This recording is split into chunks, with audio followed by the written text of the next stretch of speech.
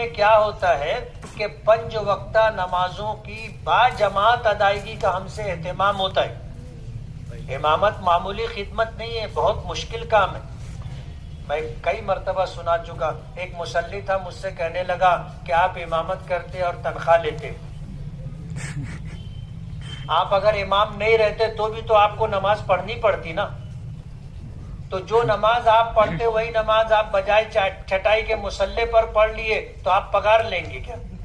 میں نے کہا نہیں، بات ایسی نہیں ہے، سمجھ کا فرق ہے. بولو ایک کام کرو. بولے کیا؟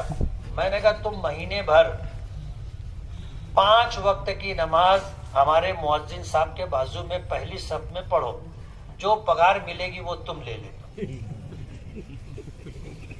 جو تنخواہ ملے گی وہ تم لے لینا. اب گفتگو کے بعد پہلی نماز میں وہ تھا مؤذن کے بازو، میں بھی اس کو ایسے گھوم کے دیکھا. دوسری نماز میں 2-4 لوگوں کے بعد تھا، میں اس کو دیکھا نا تو وہ سر اٹھا ہی نہیں رہا تھا نیچے سے. تیسری نماز میں پہلی صف کے آخر میں تھا اور چوتھی نماز میں نہیں تھا پہلی صف میں.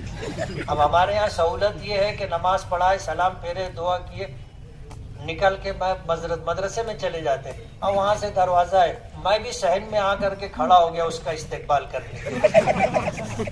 وہ آیا، بولے بہت مشکل کام ہے مفتی صاحب، میں گولڈن نگر میں رہوں، یا ایسا ہی موقع معلوم پڑا، میں بھاگت آؤ، پہلی سب بھر گئی. بولا اب تورا کہاں بولنا ہے؟ بولے کم پگار دے.